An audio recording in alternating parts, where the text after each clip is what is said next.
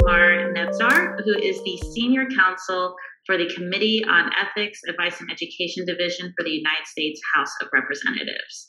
The committee is authorized to administer the House's self-discipline authority under Article 1, Section 5 of the United States Constitution. Ms. Nedzar joined the committee staff in 2011. In her role as Senior Counsel, Ms. Nedzar provides prospective advice on the application of House rules concerning gifts, travel, campaign activity, use of House resources, financial disclosures, and many other topics that can be sticky situations to get into. She'll help us navigate that. And her colleagues on the committee also administer the House of Representatives training program. Before joining the Committee on Ethics, Tamar served as Deputy General Counsel for the U.S. Election Assistance Commission, a small federal agency whose mission is to help election officials better administer federal elections. She's a graduate of George Mason University School of Law and holds a master's degree from the George Washington University and a bachelor's degree from Stony Brook University. And you're originally from Connecticut. So welcome. I am excited to pepper you with questions. These are things also I've always been concerned or curious about. So excited to unveil the curtain on ethics with you. Thanks, Kelly. I thought that I would start out with talking about two categories of situations that interns tell us they find themselves in, and then leave plenty of time for questions that people might have. So the first category where interns are reaching out to us is when something happens to them. And the second category is when something is happening in their office, but it doesn't involve them. So for the first category, when something happens to the intern, there are two scenarios. The first is I gave a tour or I did something for a constituent that they really appreciated and they gave me a gift. The House Gift Rule is written in the negative. It says you cannot accept a gift unless there's an exception that allows you to accept it. And so anytime you're offered a gift, you have to think, am I allowed to accept this? And if I don't know the answer, call us, right? Always call us. So that's the first scenario. And I will tell you that if someone gives you a gift as a thank you, it's probably going to be a no. But we do get quite a few calls. I don't know why, but it always seems to be a Starbucks gift card. So expect to receive some of those or be offered some of those. But remember this session, call us or say, oh, Tamar said, not allowed to accept a thank you for doing my job, right? The second scenario where it's something that's happening to you is when you feel pressure in your office to do something that you wouldn't want to do otherwise. And the committee understands that interns are in a particularly vulnerable position, right? You're working in a temporary position. You're hoping to potentially stay in an office or increase your network and maybe go to another office. And you might be asked to do something that you don't necessarily want to do, but you feel pressure because of your position to do it. And so this comes to us in the form of my member asks me to babysit all the time, or my chief of staff asks me to babysit all the time. And I don't want to say no because I want to make sure that I get a good recommendation, but I don't know what to do. The other thing that we hear is, I was encouraged or voluntold to work on the campaign. And I heard when I went to the ethics training that has to be voluntary. I don't really have the time for it, but I really want to stay in this job and progress in my career. What do I do? In that scenario, we want you to talk to us. We want to be a resource for you. Members cannot, and any supervisory staff cannot coerce, cannot tell you that you have to do anything outside of your official duties. And that includes personal things for a supervisor. It includes working on a campaign for your employing member.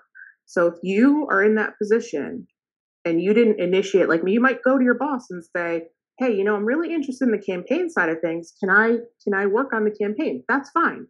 But if it comes to you and it's unwelcome and you don't know how to get out of it, then we want you to talk to us so we can help you with that situation. The committee did an investigation in the either 112th or 113th Congress. And a member, this is public, so I can talk about it because there are certain things I can't talk about when it comes to the committee. A member was basically running her campaign out of her official office, and all of her official staff were required as a condition of employment in her office to work on the campaign.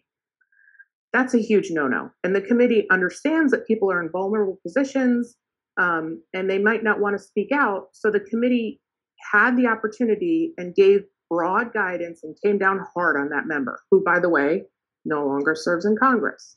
That might be the reason. I don't know. And so, you know, we take it very seriously. We want you to make sure that you know you have an ally in us, and we want to be that resource for you. So those are things that happen. Oh, and also I should mention there was another investigation in the 115th Congress where a member, and again, this is public, where a member had staff routinely walking their dog, picking up their dry cleaning, driving their spouse or their family members places that had nothing to do with official duties. Again, the committee came down hard on that member, and that member is no longer serving. Was that because of the investigation? Who knows? So again, just talk to us if you're in that situation. So anything that happens to you, you don't know what to do with it, contact us. And I'll mention it several times, our contact information, ethics committee, one word, at mail.house.gov. And our phone number is 202-225-7103. The other scenario is not something that's happening to you, but something that's going on in your office. So maybe part of your job is going to be to take phone calls. And you get a phone call from someone and they say, I want to work on the members campaign. I love your employing member. What do you do with that phone call? Well, you can call us and we will tell you you're allowed to give out the campaign information if someone tried to get to the campaign and they just don't know the difference between the official office and the campaign. You might also be in a scenario where you're at the front desk and someone delivers flowers, right? They're not for you, so it's not something that's happening to you, but you don't know what to do with them. There's a gift rule that says I can't accept a gift. No one who works for the house can accept a gift unless there's an exception that allows it. So someone receives flowers, you don't know who the donor is. Can they accept the flowers? There are a lot of questions that go along with that. So that's a scenario where we do want you to contact us. So it's not something that's happening to you, but it's something that's happening in your office and you're just helping to solve a problem for your office. So those are the two very broad categories. And I'm happy to take any questions that people might have, or I have material for days. Yeah, I'll kick us off with a few questions, that we talked about before, and then we can open it up. And as we go along and questions come up for folks who are attending, please stick them in the chat. I will be closely monitoring. I know that, you guys may have already started your internships and come into some sticky situations or just, have general questions about whatever, even doing like campaign work off hours and kind of what the rules are about that. So as those come up, please stick them in the chat. So what is a golden rule that you think interns should generally follow? So the golden rule, in my opinion, is always ask permission. The committee has different divisions. One division investigates, that's not my division, and another division gives advice before you do something. The purpose that I serve is solely to help you accomplish your goals within the rules. So you can call us, again, 202-225-7103. You can email us, ethicscommittee@mail.house.gov. You can ask to speak to me if you want. Again, my name's Tamar. You can ask to speak to someone other than Tamar because you didn't particularly enjoy this presentation. I don't take it personally. I just want you to be asking the question, right? So the reason that's the golden rule is because if you ask us a question and we give you advice and you follow that advice, if I'm completely wrong, that's my name on the line. It's not yours and it's not your office's. All you have to do is say, spoke to someone at the committee. We keep a record of those things and that protects you. If you don't ask the question, then you might not be calling us. My colleagues who work in investigations may be calling you. And in my 10 years with the committee, I can tell you that you don't want to be part of an ethics investigation. Even, if something seems like, well, everybody told me that this is what every office does, still ask the question. Even if you're working in an office where you have staff that have been there for years and they say, well, this is just how we've always done it. If you have any concern, ask the question. I can't tell you how many times a day I get someone that says, well, I spoke to so-and-so who's been on the Hill forever, and they do it this way. So we always, we didn't think there was a problem. And they realize not only are you potentially doing something that we wouldn't recommend, but maybe we need to do a better job of letting the House community know about this situation. So that's the golden rule. Always ask permission. Don't ask for forgiveness. So let's say an intern, and this happens, you're giving your first tour, someone hands you a Starbucks gift card, you get nervous, you just take it, and you realize, oh no, Tamar told me not to do that. Duh. What does an intern do after they realize that they have made an ethical error? The first thing is, I don't expect you to remember, and we don't expect you to remember after the training, all of the rules and the exceptions to the rules and the application of the rules. That's our job, right? Like we do this every day. The first thing is, don't panic. There's usually a way to fix almost everything. I say almost because there is one circumstance that comes up kind of frequently that I'll discuss, where once it happens, you can't undo it. So in the instance where you get that Starbucks gift card and you either don't remember that you can't accept it, or the people are very insistent. If you do something positive, someone really wants to reward you, they're going to say, no, it's fine. It's fine. You can return that gift card. You would send it in the mail. You cannot use the envelopes with the signature on them, to send it back to the donor, but you can use the MRA, Members Representation Allowance, to purchase postage to send it back. So that's a remedy. The situation where there isn't a remedy, I want to make sure everyone knows about. And that is, if you choose to work on a campaign for your employing member, you may not make either a contribution or an outlay to them. So contribution is, I'm going to write a check, right? Everybody gets that. An outlay is a little more nuanced, and this is where you can't unring the bell. An outlay is where you pay for an expense on behalf of the campaign, even if you intend to get reimbursed a minute later. The minute money comes out of your pocket or your account and is used for a campaign purpose for the person who's paying your official salary, you have violated a statute, and the statute doesn't provide for a remedy. So if you're going to work on campaign, if you choose to work on campaign, we recommend that you always have access to a campaign credit card when you're out and about, so that you're never reaching into your own pocket. That is great advice. I feel like I'm learning so much during this too. So when should an intern ask someone else in their office concerning an ethics question versus just contacting the committee directly? That's a good question. So the first thing is, you should know what the hierarchy and policies are in your office. Some offices, they like one person to serve as their ethics contact, which is up to them.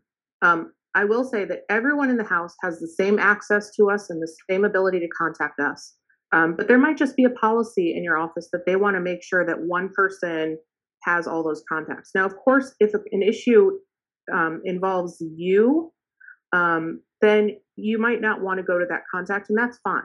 But if it's just a general question, we got this in the mail and we don't know what to do with it, and your office has that policy, then go to that person in your office. Follow the office policy. You can always ask someone in your office. Again, the golden rule is to ask us. Can't always ensure that everyone in your office knows the rules inside and out the way we do. I think you want to come to us directly when it is something that affects you specifically. So that's kind of the rule of thumb that I would follow. If someone, say, feels pressured by their supervisor to do things that they don't think are allowed, like, oh, I need you to go pick up so-and-so's dry cleaning, or I need you to, make this campaign purchase or something. what do they do, especially if they're concerned about their supervisor like getting mad at them about So something? the first thing is recognize that you're in that situation, right? So you recognize someone is asking you to do something that you don't want to do that's not part of your official duties. Now, if someone asks you to do something and you want to do it, hey, can you watch my kids for a couple hours? I'll pay you $15 an hour. If you want to do it, go for it. But if it's kind of assumed that you will do it, or it's presented to you in a way that you feel like there's really not an option for you to decline, then talk through it with us. We keep records of our conversations that are confidential, but we do access them if we need to for an investigation. So if something turns into an we won't turn around to investigations and say, oh my gosh, guess what's going on in so-and-so's office. We don't do that. But if something becomes an investigation for another reason, so perhaps there's public reporting on something, then investigations will say, hey, what communications have you had with this office about this topic? So they're not nosing around in what we talk about generally, but if there's an existing investigation, they need to know whether someone followed the advice that we gave. So talk to us about that situation, and we will come up with strategies for you to either have a difficult conversation, and we'll tell you what your options are. Sometimes your option is, we'll give you options, and sometimes you might choose to go one route or another route. And it's not always with the committee, but we can walk through those potential scenarios with you. So now to the fun question, and we can open it up and then also get into some, other dilemmas and stuff. But what is the weirdest question that you have ever gotten from an intern or about an intern? Or just give us a few off the wall questions. You mentioned it before we came to the breakout room. We got a call from a constituent, and we don't take many constituent calls, but sometimes a constituent has a question about whether a member can accept or a staff person can accept a gift. So, unsuspecting, one of my colleagues picked up the phone and said, this is so-and-so, how can I help you? And the constituent said right away, this office is telling me that you said they can't accept a gift, and I need to know what the rule is. And she explained, well, we can't tell you what advice we've given to someone else because it's confidential, but why don't you tell us what you're trying to do, and we'll let you know, generally how that works. And the constituent said, well, I offered to give member X a panda, and they said they're not allowed to accept a panda. And they said that it was because of you. Now, I will tell you, anytime a member's office doesn't want to do something that they are otherwise allowed to, we tell them, or even if it's something they're not allowed to do, we tell them, blame it on us. Let it not be the member's fault. Say, oh, ethics said no. So we get some calls, more than a few, where someone says the office said ethics said no. In this case, the office said no because they understand that pandas are all property of the Chinese government. And so whether there's an exception to the gift rule that would allow a member to accept a panda, which is bizarre in and of itself, or not, the fact is that the constituent didn't have the authority to give a member of Congress a panda. So the office, to get off the hook, said, oh, the ethics committee said I can't accept the panda, but thanks so much. So the constituent walked away thinking oh, this ethics committee is overreaching and they're horrible. I need to call them. And all we don't talk about. And you should know that in all of the scenarios that I've talked about, I've either made it anonymous enough so that you don't know about which office I'm talking about, or it's something that's public, right? So I can't tell you certain things, but in this case, it was just so bizarre that a member of the public took the time to, one, that they believed that they could acquire a panda, two, that they considered to whom they would want to give it, three, they selected the recipient, and they chose a member of Congress, and four, they were flabbergasted that the office said no. That's totally bizarre. What are you talking about? Pandas belong to the Chinese government. We're not going to start an international controversy even if you could acquire a panda, and by the way, like, who wants pandas are super cute, right? But like, what are you going to do with one in suburban Wisconsin? And that's not the district, so I'm just making that. So that was one scenario. I will tell you also that in my first week with the committee, so I came from the executive branch, and I had done some ethics in the executive branch, but it's slightly different on the House side. My first week, I was finally up to speed on enough issues and how they were different that I felt comfortable taking phone calls. I get a phone call toward the end of the day on a Friday of my first week, and the person says to me, "We want to give a tombstone to a member of Congress, and we just want to know if that works under the rules." It was a company, and I was like, okay, someone's pranking me. Like, this can't be like what my job is about. This cannot be what kinds of questions Congress gets all day long. So I said, I need to do some analysis. I'm trying to be like really professional, and the whole time I'm like sweating internally, like, oh my God, is this like real? Is this happening? Is someone punking me? And I need to do some analysis, but I'll get right back to you. So I hung up the phone, and I hear little giggles in the office. So I'm like, oh, okay, they set me up. They didn't set me up. Someone wanted to give a tombstone to a member of Congress. Now, after they stopped giggling, one of my colleagues Googled tombstone and the company, and it turns out that company makes a radio that, those old-fashioned radios that are in an arc shape? Those are called tombstone radios. And I guess they assumed because they were calling from that company and they used the word tombstone that I would somehow know that what they intended to do was give a member of Congress a tombstone radio, when in fact I was thinking, like, is this normal that people give each other tombstones? That's kind of like morbid, like what? So it was a tombstone radio. Long story short, there's not an exception that allowed the member to accept the tombstone radio in this case. But yeah, that was tough learning the first week on the job. So when can an intern, and I know the reason why, for folks' context as they're like on this call, the reason why it's hard to like give hard and fast rules is because there are so many exceptions. There are so many different follow-up questions. And it's also like just really hard to give a hard and fast rule when you're like deeply embedded in the law. So that's why we're not saying like only except blah, blah, blah, because it's like, well, except for like here, here, here, and here. So just want to give some context.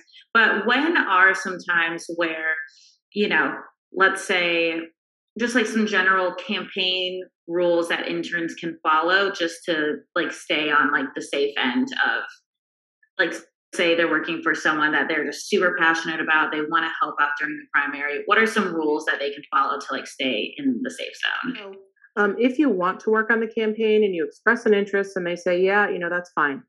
Here are the basic guidelines. It has to be voluntary. That's number one. Number two, it has to be on your own time. So you can't do campaign work when you're expected to be available for the official office. And that can differ depending on which office you work in. Your workday could be set hours. It could be you have to put in a certain number of hours a week, and whenever you reach that number, that's your own time. You can't use any house resources for campaign. So house resources include you when you're on the official clock, but it also means you can't use your house computer for a campaign purpose. So you can't check your campaign email on your house computer or your house device. And it can't be done on house grounds. So to the extent that internships are happening in person in the offices, you actually have to, like, on your own time, so maybe your lunchtime, and on a personal device, step outside of the buildings, check your campaign email, and then come back into the office. So those are the general guideposts for working on campaign. And then I'll add just a reminder, because we talked about it briefly. If you think you're going to be in a position where there are expenses related to your campaign activity, make sure that the campaign is paying for that and not you. That is great advice. And is there any advice for like small gifts that come through that you wonder what to do with? Or say like you get a random like, flowers, you don't know who the sender is. They just come with a note, or something happens to the member and a bunch of people are sending flowers, like general protocol there. So there are more than 20 exceptions to the gift rule. Again, the gift rule is written in the negative. You cannot accept a gift unless there's an exception. Trinkety type things, so like keychains, mugs, sometimes water bottles, although not a Swell water bottle because it doesn't fit the dollar value. Tangible items that are less than $10, you can accept one from any source, regardless of whether they have a lobbyist or not. And you'll see in the before times, and I don't know, maybe in the soon times, I'm not sure, companies would have like their day of action where they would have meetings with several offices.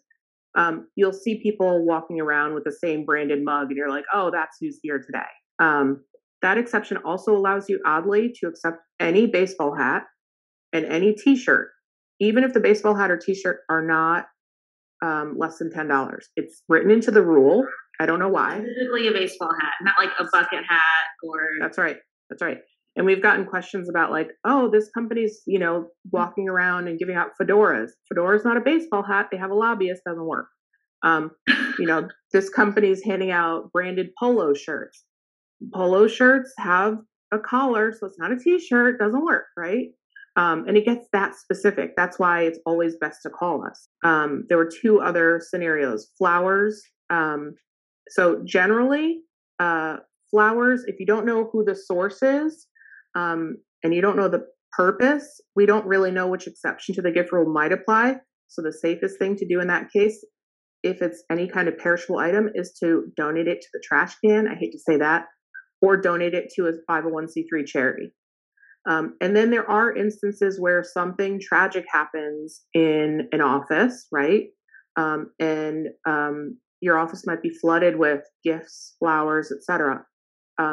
Because there has to be an exception to the gift rule for every gift that you receive, there's actually what's called a special occasion gift waiver. And special occasion doesn't mean a positive thing necessarily. And so when someone has a tragedy, there's a form on our website. We have lots of forms. I know people love it. There's a form on our website that they can submit to the committee and say, there was a death in the family, and that allows the member to accept any gifts related to that occurrence. It's also the case for things like birth or adoption, retirement, trying to think, weddings. So those are all special occasions for which you would need to submit a gift waiver, and that allows you to accept the gift without having to call us every time. Hey, we got flowers from this person. This is their relationship to the member. Hey, we got a box of chocolates from the, you don't have to go through that every time. You just get a blanket waiver. Our goal is not to say no to you. It is not like, so when you call us, we don't want to leave you with just, it's a no. Sometimes it's just a no. Can I accept this bribe? That's a no, right? I can't help you with that. But if there's a way to accomplish what you want to, we're not just going to say no. We're going to say, well, that doesn't work, but have you tried this? That said, we have been known to kill dreams. The House building regulations say that solicitations and commercial activity and fundraising cannot happen on House grounds. And while those rules are administered by another committee, we usually find out these things are going on because someone tattles to us.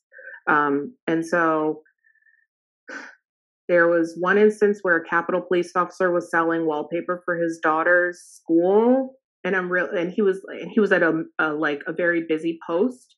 So people were coming in, and he was saying, "Hey, that's a fundraiser, and it can't happen on House grounds." So someone came to us and said, like, this is going on, and some staff feel weird about it, and that's not why we had to shut it down. We had to shut it down because there's a House rule that prohibits it. The other scenario, which is, I hate to say it, even worse, during recess, a chief of staff brought his cute, adorable, pigtailed 8-year-old daughter to the Longworth area where the Dunkin' Donuts is and set up a table for her to sell Girl Scout cookies. The Girl Scout cookies, the sale of their products is a fundraiser for them. And so, and that area happens to be like diagonally across from our office.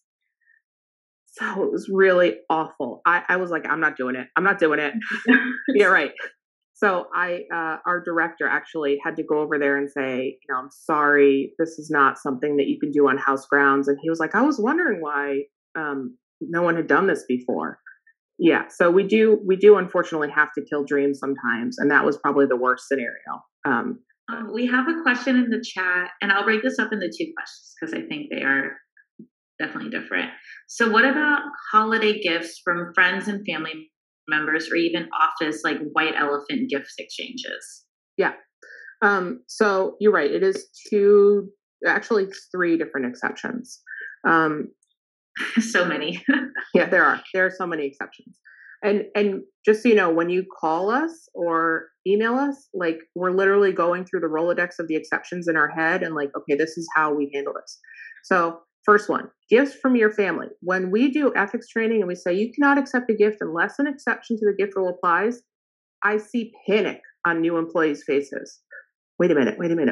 They're thinking of all the gifts that their family gives them that they may not be able to accept. Like, oh my gosh, am I going to have to call the committee for this? Is there an exception for this? Relax. There's an exception for any gift from a relative. And relatives include a fiance and they include in-laws. So anyone that you normally think of as your family, including cousins, step siblings, half siblings, parents, grandparents, could be just anyone that you would normally think of as family because they're related to you. You can accept anything from them, and you can accept anything from an in-law or a fiance because we consider those to be relatives. Just a note of caution, and this is one way to remember this: someone that you're dating is not your family until they're your fiance. So if you are proposed to as a house employee, and I don't want you to have to be thinking about this at the moment, so I'm mentioning it now. If you are proposed to, you have to say yes, because when you say yes, you become a family member, a fiance, then you can accept the ring. So, because then you can accept anything of value because they're a family member. So just remember, if you are proposed to, first of all, congratulations. Second of all, the order of operations is say yes first, then grab that ring. And third, you're going to want to submit the special occasion gift waiver after that. So you can accept any gifts that are related to the engagement of the wedding. Second question, what about gifts from family or friends? Friends. You can accept a gift from someone who's a personal friend of yours that is less than $250. And you can decide if it's less than $250, you can decide whether the gift was given on the basis of personal friendship, and you can accept it. If a gift is more than $250 from a personal friend, and remember that people you're dating are personal friends under the rules, then you actually have to get prior written approval from the committee to accept. So keep that in mind. And one thing I've learned in this job is I don't have the right friends, right? So we've had people that are offered, trips on a yacht, private yacht, and I'm like, my friends are not bringing me these kinds of gifts. We've had people that get tickets to the Super Bowl. And I'm like, oh, God, like my friends are like, they got to step it up. So if it's over $250 and it's a gift from a personal friend, you have to get prior written approval from the committee. And then you mentioned white elephant gift exchange. The general rule is that supervisors cannot accept a gift from their subordinates. So that's the general rule. But as you mentioned, for every rule, there's an exception. And there's an exception to the exception. And this is an exception to the exception. So you can't accept a gift unless an exception applies. There's a prohibition on supervisors accepting a gift from subordinates. But there's an exception to that, which says if it's a special occasion, supervisors can accept a gift from their subordinates. And the holidays are considered a special occasion. So that's how that plays out. There are infinite exceptions. It is crazy that is just stored. Well, obviously, like in very formal places, but of course in your brain. So what about, sometimes folks will get, let's say, like tickets to the Nats game, and it's like not through their capacity as a house member. It's like a friend, but it's a friend who you might have met through work. What should happen there? Because that is not unheard of. Yeah. So the Gif Rule applies 24 hours a day, 7 days a week, and it applies regardless of the circumstance or the reason why you're getting the gift. So someone could offer you, like, let's play out a scenario here that happens quite frequently. You have a friend who works on K Street. They have a box at the Nats game. Their employees are allowed to bring a friend. Your friend calls you and says, hey, I know you love baseball. You want to go to the game with me? And you're like, yes, I've always wanted to sit in a luxury box. Your next thought should be, oh no, got to figure this out, right? So in that scenario, when it's a box seat, it doesn't have a face value on the ticket.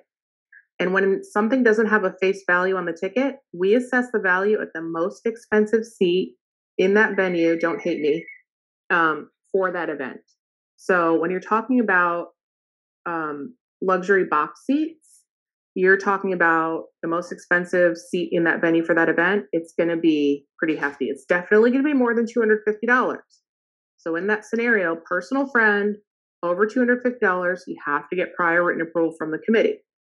Let's say the ticket is from your friend who's a lobbyist, but it does have a face value, and the face value is $90.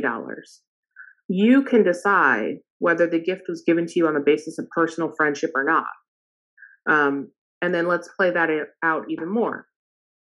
The lobbyist comes to your office, and you've gone out to coffee a couple times, but you wouldn't necessarily call them a friend. You're just kind of acquaintances. You met because of work. You don't have a history of giving gifts to each other. In an average day, you wouldn't call them a friend. Maybe they're even just a business acquaintance. If they offer you a ticket, I don't know of an exception that would allow you to accept. That said, there's an exception to every exception. If no exception applies, there's the possibility that you could receive a waiver of the gift rule, which is also a situation where you have to get prior written approval. So when in doubt, call ethics if you get anything at all. So I am going to continue to open this up for questions. That was a great question from Dylan. I love the if you're getting proposed to, say yes, grab the rock. And that right. You can infuse that in the proposal too. Like, you have to say yes. So we can just, continue to open this or keep it open for questions. If anyone has anything, stick it in the chat or forever hold your peace. We could also ask questions about anything. We're here to give advice and are happy to take on anything. Also, Tamar, if you are busy, I can grab some questions and shoot them to you in an email, or if, we can also wrap up early. So if it's okay with you, Kelly, I'll just take like a couple minutes to go over a few things. Yeah. So number one is that within 60 days of starting as an employee with the house, you have to complete ethics training. And so make sure you do that, because your office could come under fire for not having its employees complete the ethics training, and that's done through the Congressional Staff Academy. You do have to have house credentials to do that. So once you get your credentials, if you're not already onboarded, make sure that you have a marker on your calendar for the 60 days. You got to do it before that.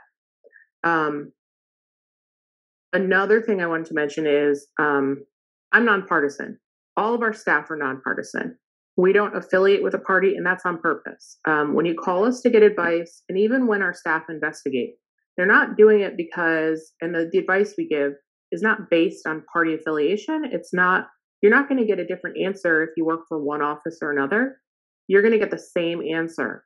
And then the third thing is, our goal is to provide you with a response the same day that you ask a question. And if we can't get you a response to your question, we at least will reach out to you and say, hey, got your question. It's going to involve some more research. We need to, I'll get back to you on Tuesday, right? So that's our operating procedure. And if you interact with our committee and that's not the experience you have, I personally want to hear about it, because our mission is to serve the House community, right? So if we're not doing that, we need to do something different. And I'm not above someone saying, well, you didn't respond to me. What happened? I'm okay with taking the criticism. I need to know that so that we can get better. So those are my 3 final thoughts. Yes. And additionally, if you are working on the Senate side, there is a Senate Ethics Committee that you need to ask, because there are different rules. And if you are not yet in Congress, or you are, let's say, on K Street, or just off K Street working for a nonprofit or whatever, you're a lobbyist, you're somehow affiliated with House Ethics, or you run like a fellowship program or an internship where you're placing people, you have to call both chambers, and they might give you different answers, and then you have to have them talk to each other and figure out what the decision is, which is always fun, but it happens very quickly. Again, like that day turnaround. Awesome. Well, if folks want to stay in the room and continue to ask questions, that's great. But Tamar, I know you have a million things to do, and I just want to thank you so much. I learned a lot, like so much from this session, and I'm sure interns are going to go in and at least feel capable and empowered to contact you guys should anything ethically dubious happen. But thank you so much. Appreciate you taking the time out of your day to come and speak with us. Yeah, it was my pleasure. Thank you so much, Kelly.